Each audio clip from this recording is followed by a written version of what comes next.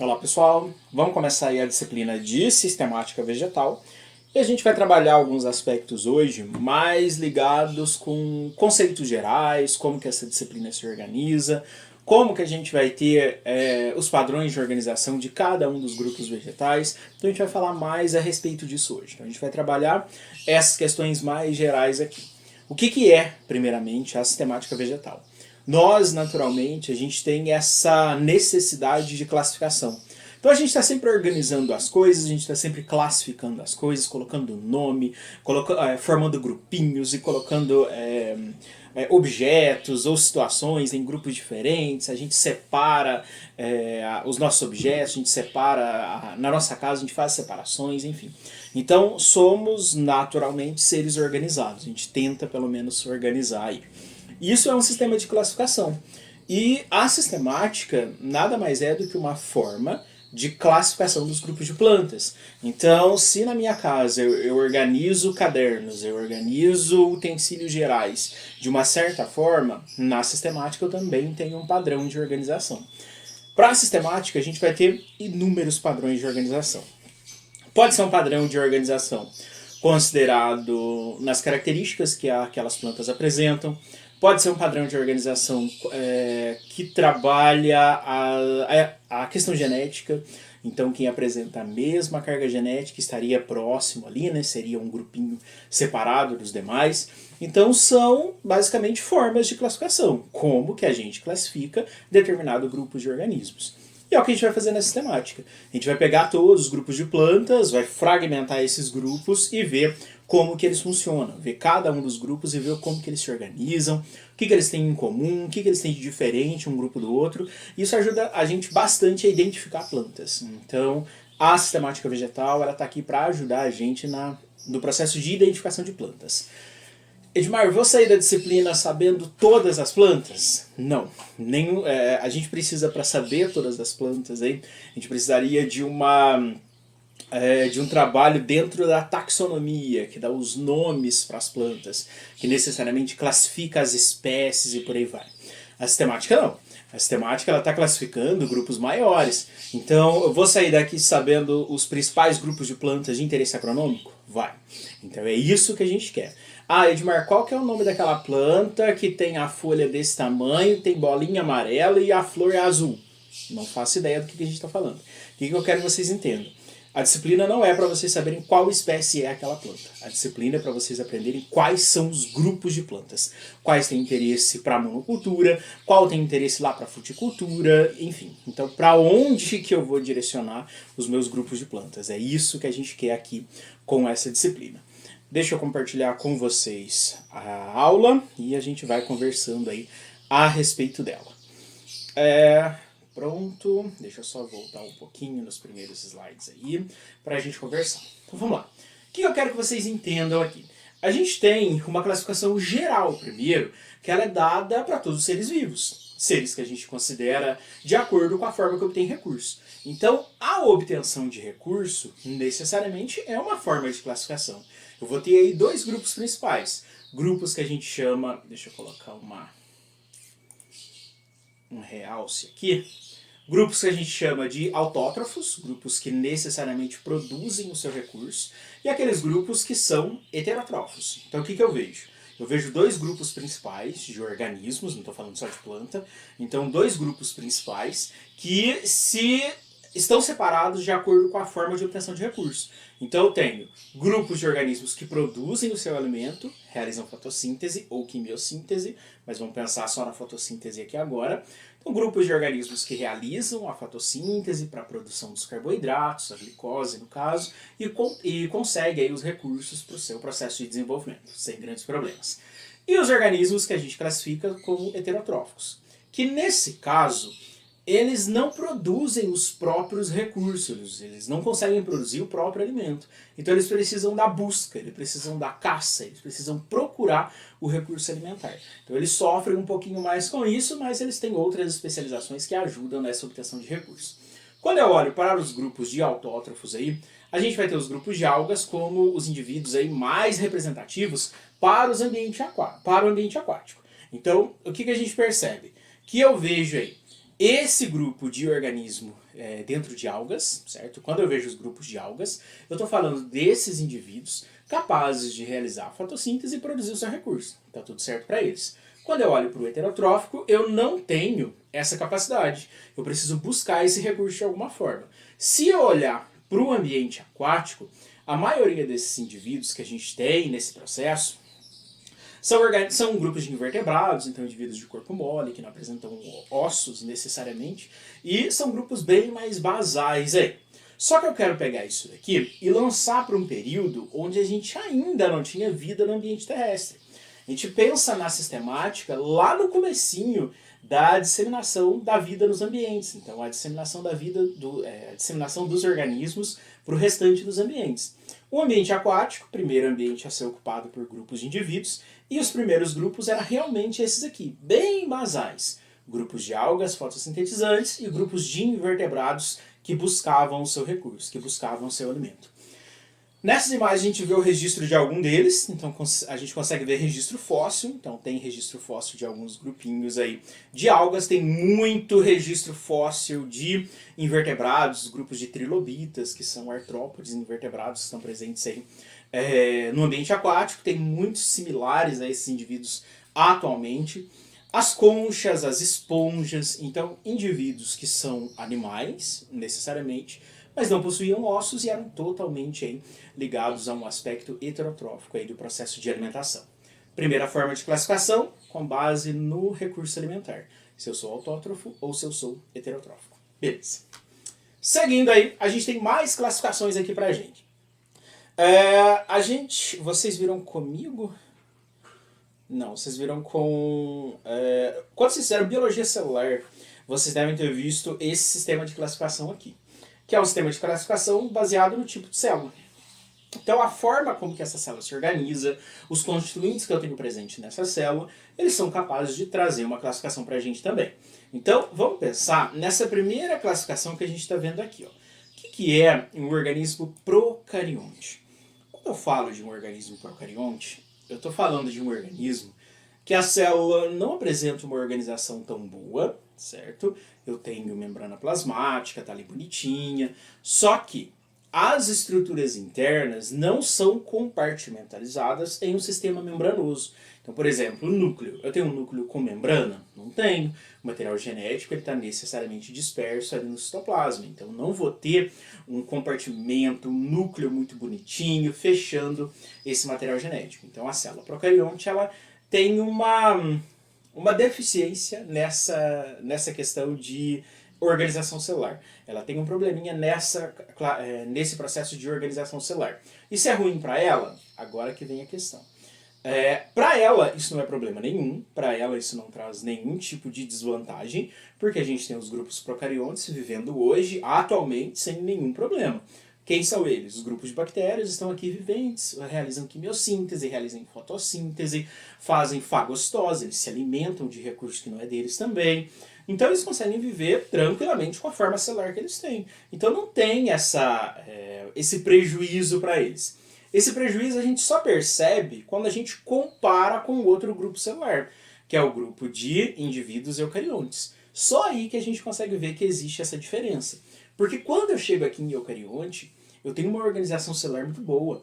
As estruturas internas, as organelas, o material genético, eles são totalmente separados por um compartimento de membrana. Então é muito mais bem organizado dentro de uma célula eucarionte do que dentro de uma célula procarionte. Beleza. Se a gente for pensar no surgimento da vida, a gente tinha um ambiente aquático aí que era extremamente nutritivo, ele tinha vários recursos disponíveis, várias macromoléculas disponíveis, e os primeiros indivíduos aí, eles começaram a utilizar desses recursos. Eles começaram a trabalhar com esse recurso da forma que podia. Então, obviamente, grupos de indivíduos procariontes, sem uma grande organização, seriam indivíduos heterotróficos, porque necessariamente eu não tinha uma especialização ainda para a fotossíntese. Alguns indivíduos já atuavam na fermentação, um tipo de quimiossíntese, então obtenção aí de energia a partir do processo de fermentação. Então já dava para ter um processo de organização bom, mesmo sendo procarionte. Então já tinha uma exploração do ambiente muito boa, mesmo eu sendo um organismo ainda eucarionte. Mas já dava para fazer aí um jogo muito bom com o que a gente tinha, né? Com o recurso que a gente tinha aí nesse momento. Beleza, o que a gente percebe? Que a partir do momento aqui que esses indivíduos estavam habitando, eles geravam resíduos, então os gases do seu processo natural. Então o seu processo de vida natural necessariamente liberava dióxido de carbono, principalmente para aqueles que realizavam a quimiossíntese, que é a fermentação. Então eles liberavam CO2 para o ambiente. As algas que estavam ali, que no caso são as cianobactérias, as bactérias que realizam fotossíntese, ainda procarionte, no seu processo de consumo de CO2, liberava o oxigênio. Então olha o que eu tenho na atmosfera agora. Eu tenho uma atmosfera rica em oxigênio, uma atmosfera rica em CO2. A partir do momento que isso aconteceu, eu consegui melhorar um pouquinho aí a forma de diversificação dos organismos. Então, nesse momento em que a gente tem um ambiente com esses gases que a gente utiliza naturalmente, a gente teve um ambiente propício para que esses grupos procariontes pudessem se organizar de uma forma melhor. E foi o que aconteceu aí ao longo do tempo, para o surgimento dos nossos grupinhos aí eucariontes. Tá. O que eu quero que vocês entendam?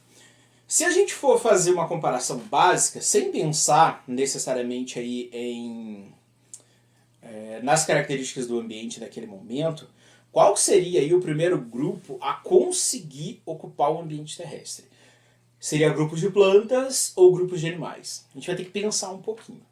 Olha, para eu ir para o ambiente terrestre, ele é um ambiente bem ruim nesse momento. A gente está falando no momento em que a vida só está presente na água. Então, nesse momento, o ambiente terrestre não é um local bom para sobrevivência, não. Ele é um local necessariamente com alguns probleminhas aí. Primeiramente, qual que é o alimento que eu vou ter ali? Não tem alimento, o ambiente não é... Ele não está ocupado por nenhum organismo vivo, então não vou ter alimento presente. Mas eu tenho um conjunto de gases presentes, e eu tenho a luz presente, eu tenho a temperatura, então eu tenho essas condições abióticas presentes no ambiente terrestre. Para os animais saírem da água e ir para o ambiente terrestre, isso ia ficar muito complicado. Porque eles não iam ter o subsídio básico, o recurso básico para a sobrevivência.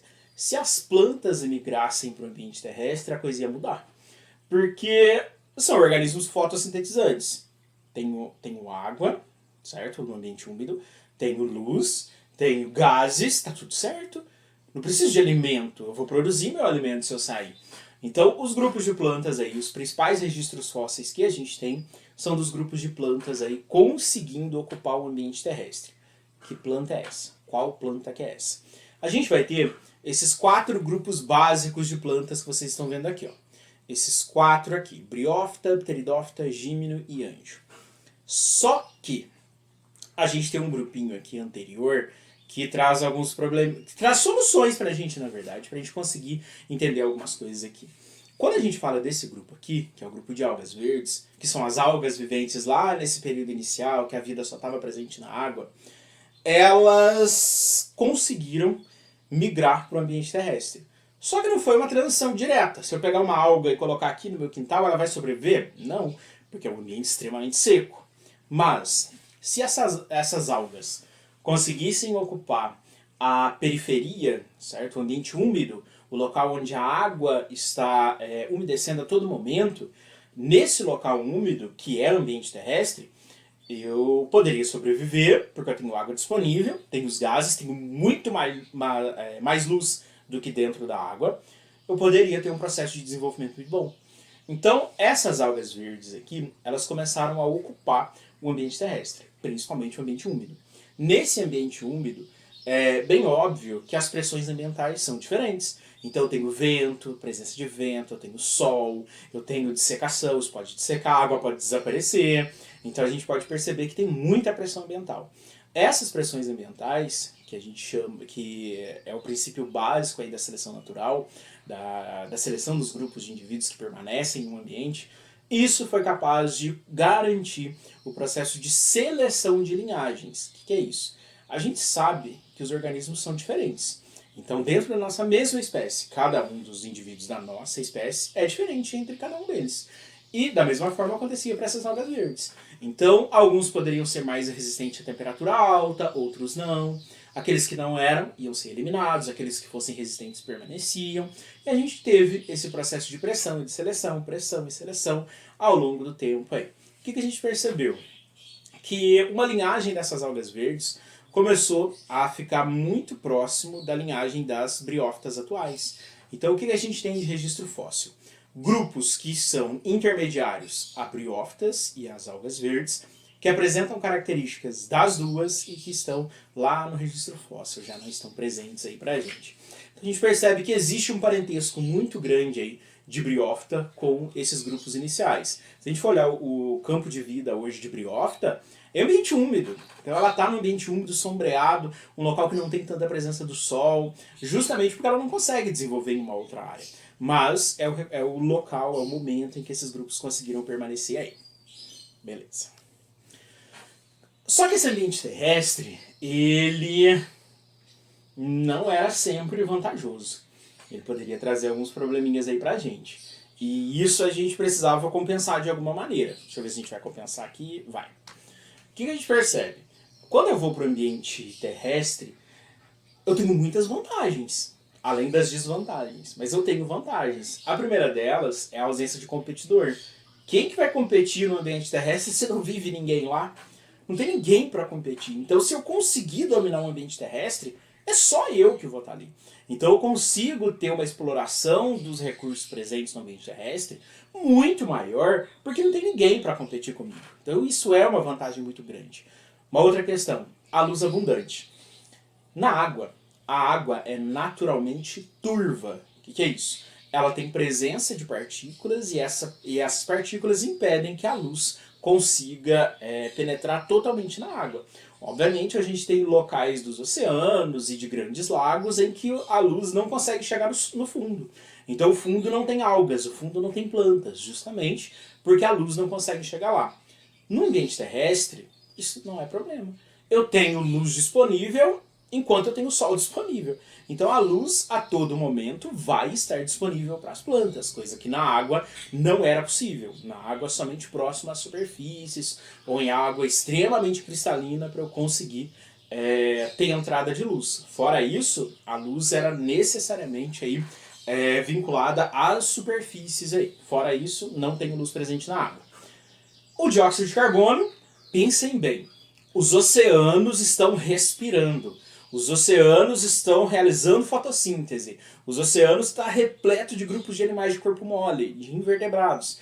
Então, nesse momento, tem muito dióxido de carbono sendo liberado, indo para a atmosfera. Então, os oceanos estão liberando dióxido de carbono. Dióxido de carbono é o princípio básico da fotossíntese. É o recurso ideal para a fotossíntese. Então, eu preciso do dióxido de carbono em grandes quantidades, coisa que eu não tenho no ambiente aquático. Então, mais uma vantagem aí. Então, olha, não tenho competidor, a luz está abundante e eu tenho muita matéria-prima para fotossíntese. Então, é um ambiente muito propício aí para os grupos de plantas. Mas nem tudo deu tão certo assim, porque a gente tinha alguns problemas presentes no ambiente terrestre. O mais óbvio que o ambiente terrestre teria de problema é a falta de água. Então, não tenho água disponível a todo momento no ambiente terrestre. Ou eu estou no ambiente úmido, diretamente ligado com o corpo d'água, ou eu vou depender da chuva. Fora isso, eu não tenho água disponível. Então, nesse momento, a gente não tinha uma cobertura vegetal que mantém a água no solo, garante a infiltração e mantém a água ali disponível no solo úmido. Não tenho isso. Não tenho planta ocupando o ambiente terrestre. Como que eu vou ter essa cobertura vegetal para manter a água no solo? Não vou ter. Então, nesse momento, a única fonte de água ou era chuva ou era eu estar próximo a um corpo d'água no ambiente úmido. Era a única maneira que a gente tinha. Então, a disponibilidade de água era, sim, um problema para essas plantas. Tá.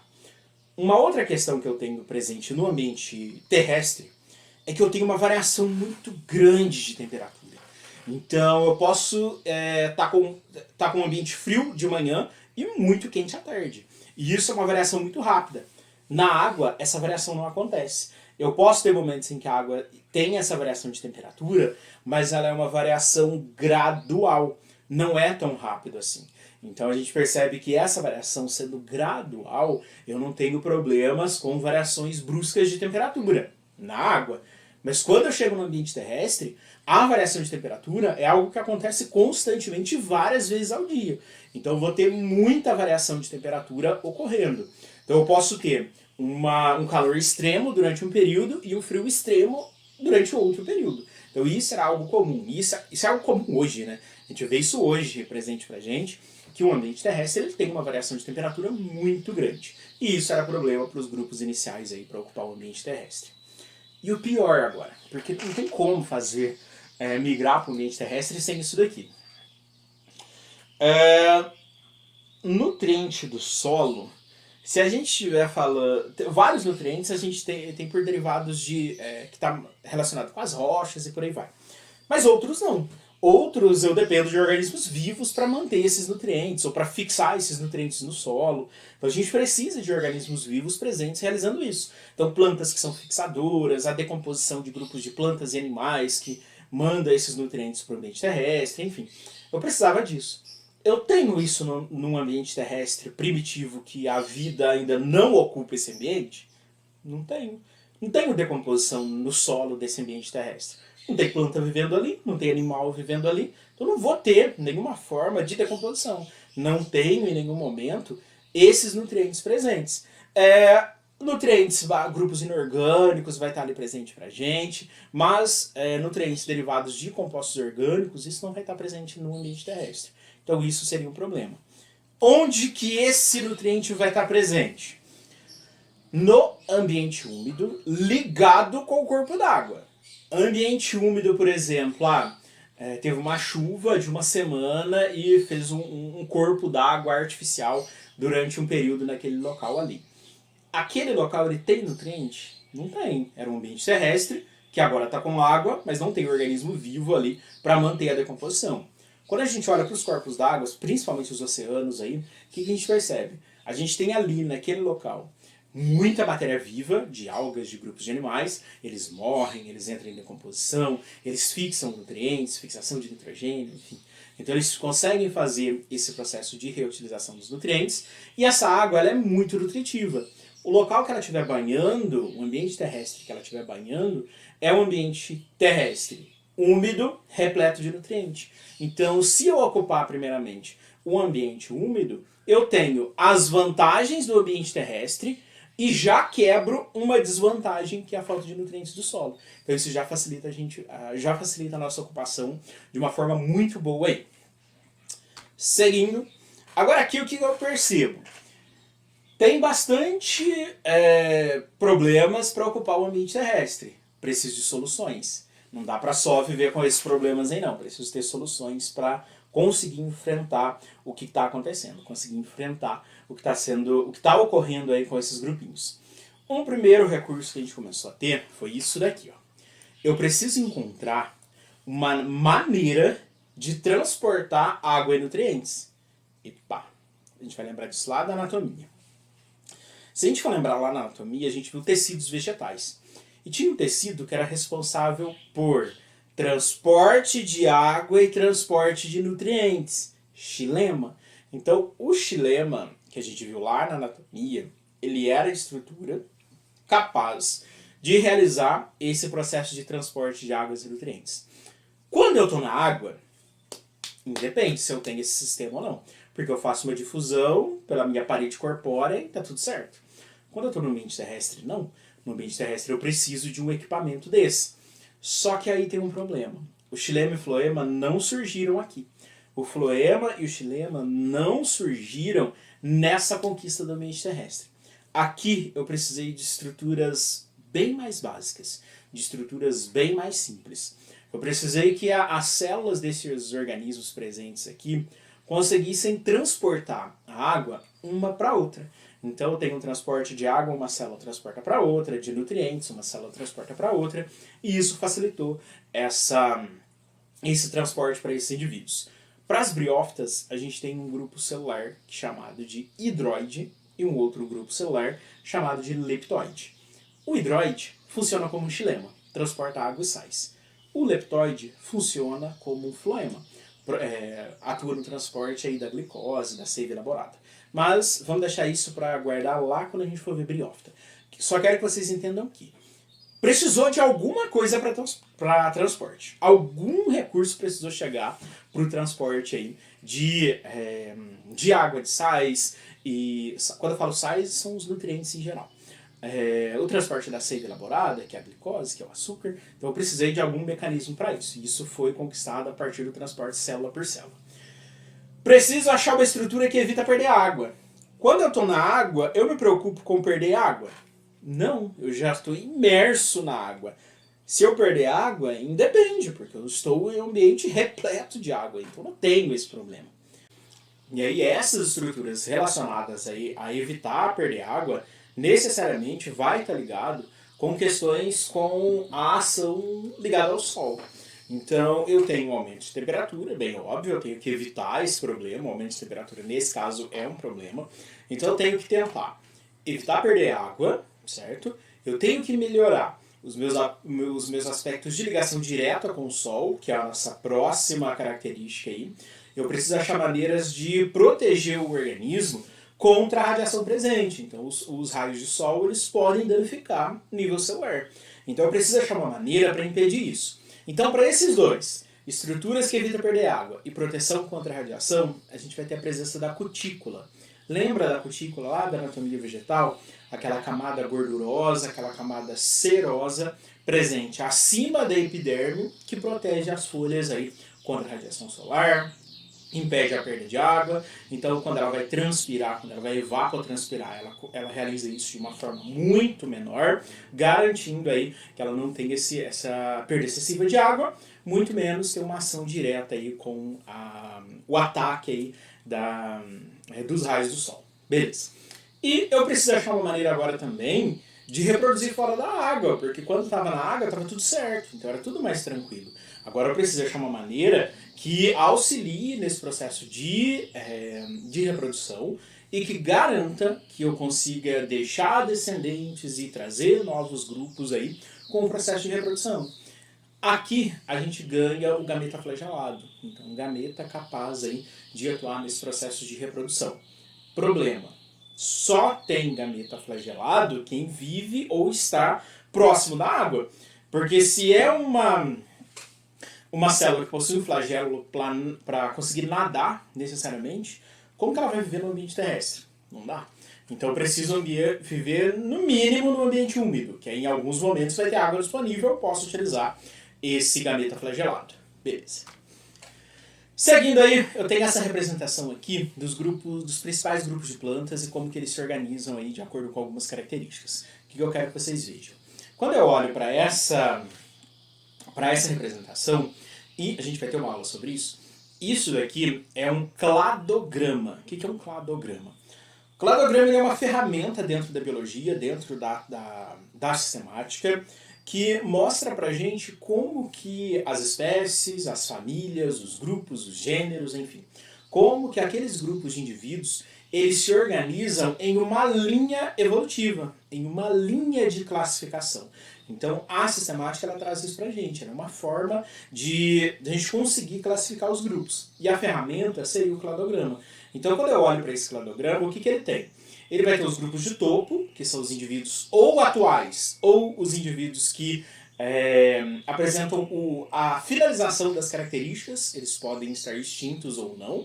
Por exemplo, grupos de dinossauros estariam ali em cima, só que eles são grupos que são extintos, então hoje a gente não tem esses indivíduos mais, mas continuam no topo ali do cladograma, justamente que são os indivíduos que a gente está avaliando.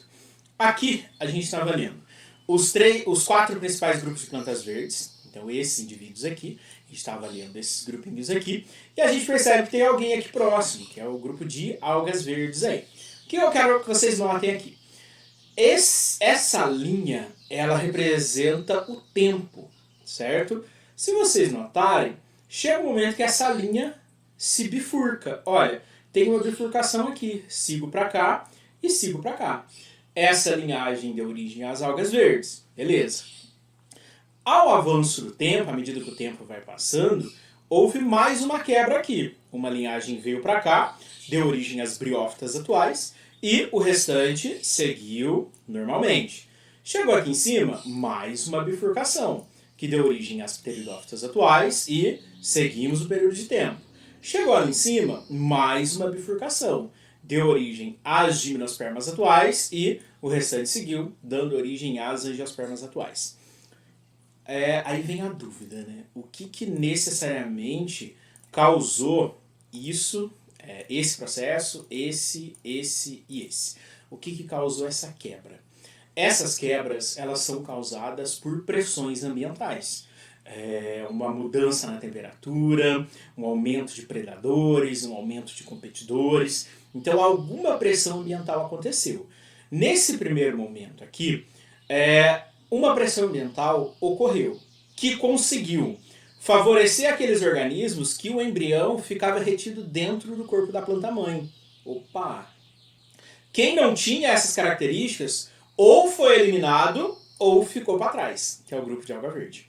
Então, ou quem não tinha essa característica, ou ele desapareceu do ambiente, entrou em extinção e por aí vai, ou ele parou necessariamente aí de se desenvolver, porque ele não consegue ter o embrião protegido, mas não é uma característica suficiente para matá-lo, certo? Ele consegue desenvolver da mesma forma com o embrião externo ao corpo.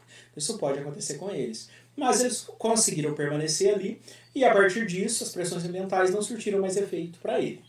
Para os grupos que permaneceram, olha, todos esses aqui abrigam um embrião dentro do corpo da planta-mãe, todos eles. À medida que o tempo foi avançando, a gente teve uma outra pressão ambiental. Talvez essa pressão ambiental seja aumento de temperatura. Então não tenho água sempre disponível. Então, se eu ter vasos condutores, isso facilita o meu grupo. Naquela linhagem ali, quem não tinha vasos condutores, ou entrou em extinção, ou estabilizou, grupo de briófita. E segue os indivíduos que têm o vaso condutor. No caso, são as pteridófitas atuais.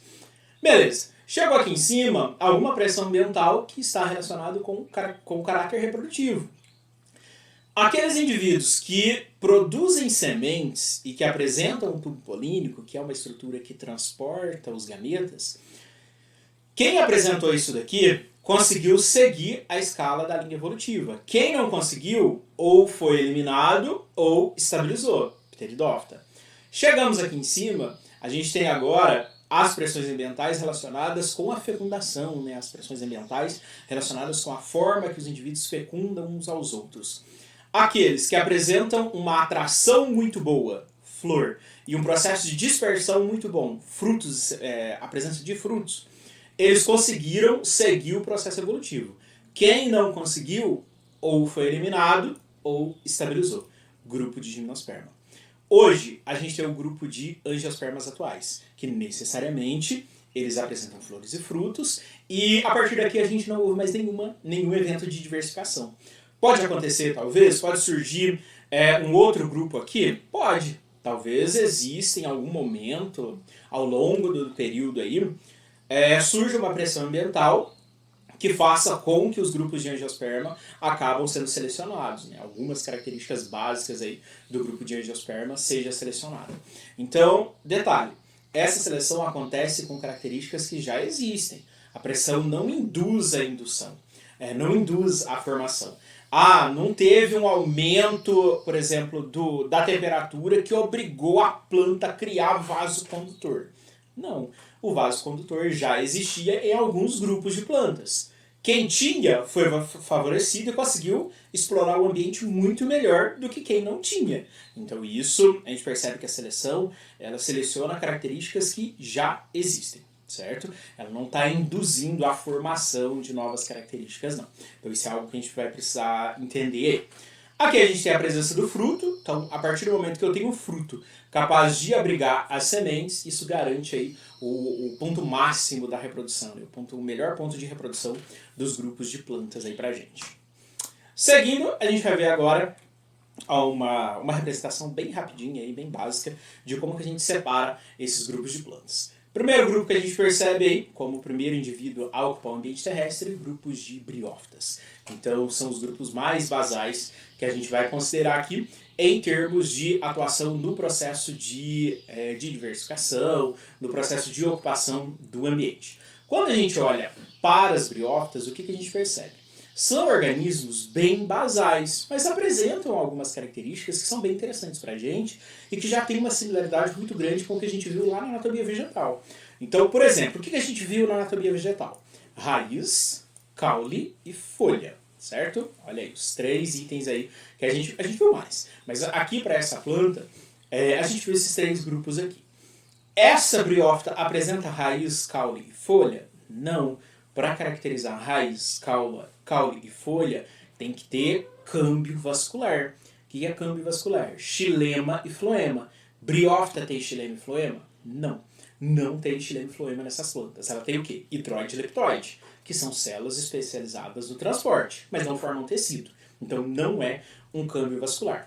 Então, para grupos de briófita, a gente chama a raiz de rizoide, que é uma raiz primitiva, o caule de caulídeo ou cauloide, e a folha de filídeo ou filóide. Então eu tenho aí estruturas que são similares a esses órgãos vegetais que a gente conhece. Então estruturas que são bem similares aí, que desempenham as mesmas funções, só que a estrutura interna deles é bem diferente do que a gente conhece aí para cada um desses locais. Obviamente, são indivíduos de ambiente úmido, né? Então depende do ambiente úmido. O lodo, que é essa... começa a chover aí no canto do muro, ou na base da casa, ou nas árvores, nas rochas, dentro de áreas de floresta, enfim. Fica cheio de musgo, que é esse lodo, que é as briófitas. Então são indivíduos extremamente pequenininhos aí, são limitados no processo de crescimento, não conseguem crescer muito, justamente porque não tem transporte. Como vai crescer se não tem câmbio vascular? Vou transportar célula por 1 metro de altura? Não dá. Não dá para fazer esse transporte aí. Então são plantas que são limitadas pelo tamanho, infelizmente. Não tenho aí os tecidos condutores, então isso a gente já sabe. Não tenho tecido condutor presente para esse indivíduo. Todo o transporte é feito célula por célula, então uma célula manda o recurso para outra e isso garante aí o seu processo de transporte. Tenho indivíduos aí com tamanho reduzido, restritos a ambiente úmido. Se eu não estou em ambiente úmido, não dá para seguir o meu processo de desenvolvimento. Aqui nessas 2 imagens a gente tem uma representação de 2 grupos de briófitas diferentes. Uma briófita necessariamente, quando a gente vê briófita isso vai confundir um pouquinho. Quando a gente fala de briófita, eu estou falando de um grupo grande, certo? Só que dentro de briófita existem grupos menores. Então a gente vai ver grupos de hepáticas, grupos de marcântias e grupos de briófitas. Como assim? Tem um grupo grande que chama briófita. E tem um grupo pequeno dentro de briófita que também chama briófita, que é o grupo mais representativo dentro dessas plantas. Mas o que a gente percebe? O musgo aí, como sendo a briófita mais comum, né? Que a gente encontra melhor. As marcântias, que se a gente olhar não é tão fácil da gente perceber, da gente ver esses indivíduos. Provavelmente poucos de vocês viram, se verdade ninguém viu, na verdade. Mas são briófitas aí que a folha é achatada. Olha a estrutura corporal achatada desse indivíduo. Não é igual o musgo que a gente conhece, né? A briófita que a gente conhece de uma forma mais comum aí. O processo da reprodução desses indivíduos, o que eu preciso que vocês saibam agora da reprodução? Isso daqui, ó. Guardem isso daqui. Eu tenho para a briófita a possibilidade de reprodução sexuada ocorrendo a partir da fecundação por um gameta flagelado. Não esqueçam desse gameta flagelado. A gente vai demorar perder esse gameta flagelado e ele vai ser problema pra gente agora por 1 mês, mais ou menos, a gente vai ter problema com esse gameta flagelado.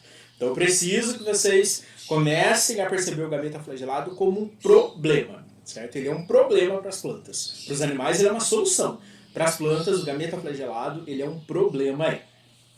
Então a reprodução pode acontecer de forma assexuada, pelo brotamento, pela liberação de esporos, ou pode reproduzir de forma sexuada com base na fecundação. Então, por enquanto, a gente só vai guardar essa informação aí. Depois a gente vem com os grupos de pteridófitas, que também são os grupos que ocuparam o ambiente terrestre, só que aqui a gente considera que elas foram as primeiras plantas que conseguiram ocupar um ambiente terrestre verdadeiro. Não estavam no ambiente úmido, mas dependem dele. Então, o que a gente percebe? Que essas plantas conseguiram ocupar um ambiente terrestre, isso facilitou bastante para elas, justamente porque elas têm algo que a briófita não tinha, que é isso daqui, ó, a presença do vaso condutor. Então, quando a gente chega aqui em grupos de pteridófitas, a gente percebe que existe o câmbio vascular e com esse câmbio vascular eu consigo melhorar os aspectos de transporte. Facilita muito a vida dessas plantas. Então eu tenho essa possibilidade de transportar os recursos. Então é algo presente aí para esses indivíduos. Beleza. Vou voltar aqui. Pronto. Eu vou ter esses indivíduos competindo, óbvio, já está em briófita, já está em pteridófita, já tem muita planta presente. Então já tem muita briófita vivente, já tem muita pteridófita vivente. Então o ambiente terrestre ele necessariamente já está sendo muito bem ocupado. Aqui a gente tem a representação, se vocês olharem, parece uma árvore aqui. O que é isso daqui? Isso aqui é o samambaiaçu, que é uma samambaia, certo? Que necessariamente apresenta um tamanho aí necessariamente grande. Isso que vocês estão vendo aqui não é um caule, certo?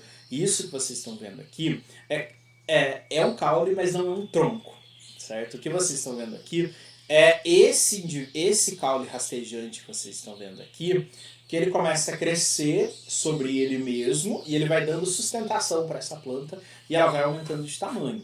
Então o samambaiaçu, ele necessariamente aí, ele seria um conjunto aí de caule rastejante que vai se enrolando e apresenta essa forma de tronco, mas não é tronco. Para ser tronco tem que ter câmbio vascular secundário. Pteridófita não tem. Pteridófita só câmbio vascular primário. Tem uma busca por luz muito grande, muito óbvio, né? Então já tem uma melhoria aí nesse aspecto. O tamanho dessas plantas é maior justamente porque eu tenho câmbio vascular primário, mas ele existe. Então se eu tenho câmbio vascular, eu melhoro os aspectos de transporte e ganho sustentação. Xilema é tecido morto. Xilema está cheio de esclerênquima, está cheio de celulose. Então eu tenho uma sustentação muito boa. Mas ainda é limitado. Não consigo crescer tanto assim. O único caso é o samambaiaçu, que tem esse mecanismo, esse comportamento de crescimento, que ajuda ele a crescer em uma altura maior. Mas o restante dos grupos de pteridófitas não. Eles crescem até um certo momento e depois esse crescimento ele para. A samambaia, por exemplo, ela vai crescendo, chega um momento que ela cai. E ela pode continuar crescendo, só que ela não assume a posição ereta, porque ela não tem sustentação para isso.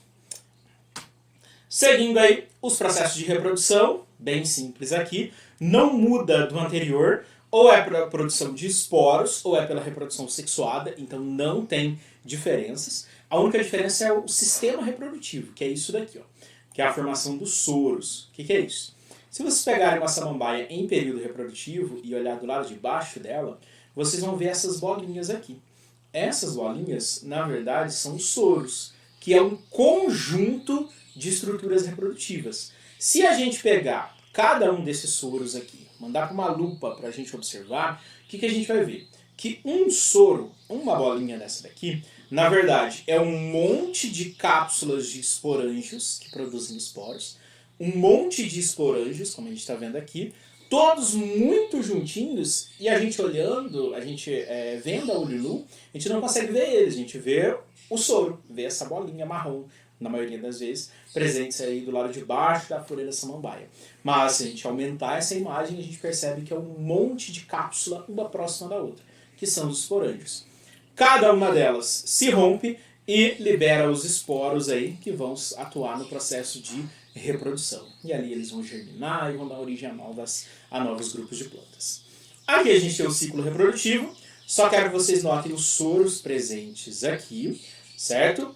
Esse soro ele vai produzir os esporos, esse esporo vai produzir uma forma reprodutiva dos grupos de pteridófita.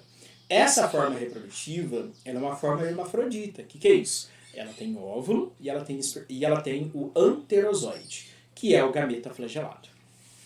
A mesma coisa ocorria lá na briófita. Também tem anterozoide, também tem gameta flagelado lá. Eu preciso que esse gameta flagelado encontre o gameta feminino, tenha fecundação e vai dar origem à planta e recomeçar esse ciclo. Então não muda muita coisa do que a gente já conhece. Guardem aí, existe o gameta flagelado, ele está presente. A gente precisa sair desse negócio de gameta flagelado, isso não ajuda a gente não. A gente tem aí uma importância econômica ligada com as pteridófitas, que está mais ligado aí, eu acho que eu não falo aqui, mas enfim.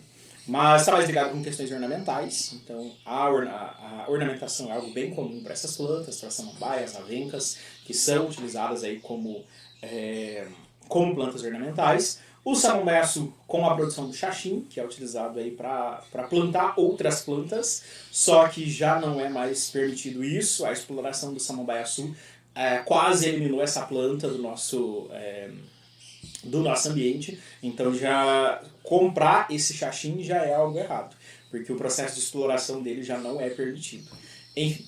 E a gente tem uma atuação das pteridófitas também na indústria farmacêutica. Vários grupos de samambaia são utilizados aí como princípios básicos para a produção de medicamentos. Então, as samambaias, elas têm uma exploração muito grande também dentro aí da indústria farmacêutica. A gente tem essas samambaias sendo responsáveis aí pelo processo de formação dos combustíveis fósseis. Então, tudo que a gente tem de petróleo, necessariamente, ou de combustível fóssil que foi gerado em algum momento, é derivado desses grupos de plantas aqui. Essas plantas viveram em um momento em que não tinha outra planta, só tinha pteridófita e briófita. Então, séculos que só tinha no nosso ambiente pteridófita e briófita. Então, grupos que toda a matéria orgânica destinada, que foi fossilizada, que foi para o processo de produção de petróleo, enfim, é derivado desses componentes orgânicos aqui. Então, de pteridófitas e grupos de briófitas, basicamente. Depois a gente tem os grupos de gimnosperma. Aqui a coisa muda. Aqui a coisa melhora e muito. Porque aqui chega a característica que a gente nem imaginava que poderia. Então, aquele ambiente totalmente ocupado por pteridófita sofreu bastante. Quando o ambiente estava totalmente ocupado por pteridófita, pensem que o ambiente úmido estava extremamente ocupado, então tinha muita planta, tanto briófita quanto pteridófita. O ambiente terrestre tinha muita pteridófita, então a gente percebe que esses dois grupos conseguiram ocupar o ambiente de uma forma muito boa. Só que conseguiu chegar a um grupo melhor. Então a gente começou a perceber que daquela linhagem vivente muito próxima ali das pteridófitas, algumas foram capazes de atuar no processo de produção de sementes. Quando a semente chegou, adeus para a pteridófita. Quando a semente chegou, adeus para a briófita. Por quê? Porque a semente possibilitou que essas plantas pudessem migrar para o ambiente terrestre e permanecer ali de uma forma muito melhor. Então elas conseguiam explorar os recursos de uma forma muito mais eficiente do que os grupos de briófitas e pteridófitas. Aqui chega para elas também o câmbio vascular secundário. Tem aqui? Deve estar em algum momento aí. Mas chega aí para essas plantas a presença do câmbio vascular secundário. Então, caule, raiz muito mais diversificado. Um processo de crescimento muito melhor. Então elas conseguiam agora explorar a água do solo de uma forma que as briófitas e as pteridófitas não conseguiam. E tanto briófita quanto pteridófita viraram cobertura vegetal. E elas conseguiram armazenar água no solo. O que acontece? As gimnospermas chegam, conseguem dominar esse ambiente que tem água, ninguém compete com ela. Como que a briófita vai conseguir competir com uma planta desse tamanho? Como que ela vai competir por luz com uma planta desse tamanho? Como que a briófita vai competir por água com uma planta que vai ter uns 10 metros de raiz? Sendo que a briófita vai ter uns 2 centímetros do corpo inteiro. Então a gente percebe que não tem essa competição. Então a gente consegue ter as gimnospermas ocupando o ambiente de uma forma muito boa. Então aí a gente tem uma era de gimnosperma. Então tá tudo muito certo. Tá tudo muito bom para a gimnosperma, ela consegue ocupar um ambiente de uma forma muito boa, e aqui vem o problema das gimnospermas. O que acontece? Não era só a planta que estava migrando para o ambiente terrestre, não. Os grupos de animais começaram a migrar para o ambiente terrestre também. Então, ali no meu contexto de pteridófita, a gente já tinha a migração de grupos de invertebrados para o ambiente terrestre. Então, definitivamente, o que trouxe os maiores problemas para briófita, pteridófita e gimnosperma foi a ocupação do ambiente terrestre por grupos de animais. Por quê? Porque os animais começaram a explorar os recursos de uma forma muito mais eficiente, então eles se movimentam, eles têm órgãos dos sentidos, então eles começaram a explorar o ambiente muito melhor. A maioria das plantas eram recursos de consumo para esses grupos de animais, então a gente começou a perceber que elas perderam um pouco aí esse ambiente terrestre. Chega no momento aí, no final do domínio das gimnospermas, que um grupo de animais consegue ocupar o ambiente de uma forma muito boa. O que são os insetos em geral. Então os grupos de insetos dominam o ambiente terrestre. E aqui é o fim da era da gimnosperma. Por quê? Uma das linhagens da gimnosperma conseguiu duas características novas, que é flor e fruto. Essa linhagem da gimnosperma, que apresenta flor e fruto, teve um processo de parceria com os insetos. O que o inseto faz em uma planta que possui flor? Polinização. Então ele acelera as formas de polinização. O que a gente percebeu? Que os grupos agora de gimnosperma que estão aqui, olha, uma floresta, aqui a gente vê uma floresta ombrófila, olha, totalmente dominada aí por grupos de por grupos de gimnosperma. Então essa floresta está totalmente aí ocupada por esses indivíduos. Só que isso acaba quando esse grupo aqui chega, quando as angiospermas conseguem chegar. Quando eu sou gimnosperma, eu dependo do vento, da chuva, para ter fecundação. Se não tem vento e nem tem chuva nesse momento, não reproduz. As angiospermas reproduzem em qualquer momento, desde que tenha um órgão sexual fértil para isso. Então, se isso acontece, elas têm um processo reprodutivo. Então, quando essa parceria se estabeleceu, inseto e angiosperma, isso permitiu que os dois grupos conseguissem o melhor processo de dominância do ambiente, o melhor processo de colonização do ambiente. Por isso que hoje a gente tem como os dois grupos que têm o maior processo de ocupação no nosso planeta é necessariamente plantas, angiospermas e animais, insetos. Então, necessariamente, esses dois grupos são os indivíduos mais representativos, são os indivíduos mais diversos que a gente tem no nosso ambiente. A gente, seres humanos, não, a gente tem diversidade quase nenhuma. E os grupos de insetos aí, eles apresentam aí como uma forma mais derivada de organismos viventes. O que essa angiosperma tem de tão bom aí? Isso daqui nem falo mais, né? Porque a gente já sabe que câmbio vascular já está no secundário, então já tem um câmbio vascular muito bom, transporte é muito bom, sustentação é muito boa, não tem mais problema com isso. Apresento a flor auxiliando aí no processo de atração de polinizadores, então a fecundação agora ela é direcionada e ela é muito mais eficiente, ela garante uma certeza de fecundação. Então isso ajudou esses indivíduos aqui demais. Tenho uma diversidade muito grande de flores, então isso pode garantir que vários grupos de insetos atuem na polinização. Então isso ajuda bastante os grupos de angiospermas e também ajuda os insetos, que eles estão tendo recursos para isso. A presença do tubo polínico, isso foi o melhor, tanto para gímeo quanto para anjo, porque não dependo mais de gameta flagelado. Não dependo da água para reprodução mais não, dependo agora do tubo polínico, que ele é um corredor, necessariamente, que ocorre lá no estigma da planta, lá pelo estilete do aparelho reprodutor feminino e vai até o óvulo para o processo de fecundação. Então aquele corredor, aquele caminho que é gerado pelo tubo polínico, ele não precisa mais de um gameta flagelado. Não dependo de flagelo mais. Então estou totalmente independente do ambiente terrestre, do ambiente aquático. Preciso de água para sobreviver, só. Que todos os organismos precisam. Mas eu não preciso de água para reproduzir, não tenho isso mais. Então esse problema já não acontece mais com esses indivíduos. A presença de sementes a gente já conhece, então a dispersão dessas plantas é muito melhor. E agora eu tenho a presença dos frutos, então eu tenho uma proteção muito boa desse embrião, uma proteção muito boa dessa semente, eu garanto a dispersão dessas sementes com a presença desse fruto. Então tudo isso é garantia que essas plantas acabam tendo aí. Tem uma diversidade muito grande aí de flores, a gente percebe que em termos de forma, em termos de cor, tamanhos, a gente tem uma diferença muito grande entre esses indivíduos, que a gente já viu no semestre passado, lá na aula de flor. A gente percebe que existe uma variabilidade muito grande e essa variabilidade está associada aos grupos de insetos que atuam na polinização. Aqui a gente tem o aparelho reprodutor, que a gente já conhece, então o feminino está aqui, tem o estigma, estilete e tem um ovário aqui embaixo. Por o aparelho reprodutor masculino, tem antera, tem o filete, e eu tenho o meu processo de produção de grão de pólen aqui em cima. Ele chega no estigma, germina, nasce o tubo polínico que vai lá até o óvulo e as células espermáticas descem pelo tubo polínico e fecundam. Então algo que a gente já conhece aí. A gente vai ter as pétalas para atração, as sépalas que atuam na proteção dessas pétalas, o receptáculo que abriga o meu ovário, então, estruturas que a gente já conhece. Posso ter essas flores sendo hermafroditas, onde eu tenho o aparelho reprodutor feminino e masculino presente na mesma folha, na mesma flor, então isso é algo comum, presente para esses indivíduos aí. Posso ter plantas que são mais específicas, plantas que são mais diversas, enfim. Mas, de uma forma geral, elas sempre vão obedecer a esses padrões de aparelhos reprodutivos aí.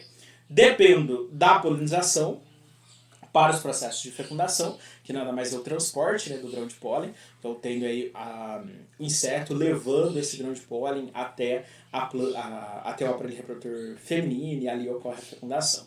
Então, aqui a gente percebe que o grão de pólen está totalmente grudado aí nessa abelha. Ou eu posso ter a movimentação do ar causada aí pelo batimento das asas do beija-flor, fazendo com que cria uma nuvem de grão de pólen, isso garante aí os seus processos de fecundação. Posso ter as borboletas e as patas repletas aí de grão de pólen, enfim. Então, o processo de polinização é algo que ajudou bastante os grupos de angiosperma.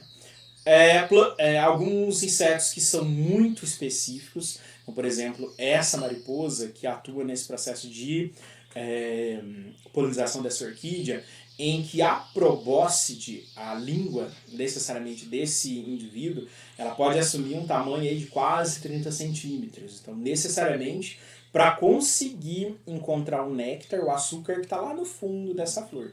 E nesse processo ela realiza os eventos de polinização. Então, somente esse inseto consegue polinizar. Se essa mariposa foi extinta em algum momento, essa orquídea vai ser extinta também, porque ninguém mais consegue fazer a polinização desse indivíduo.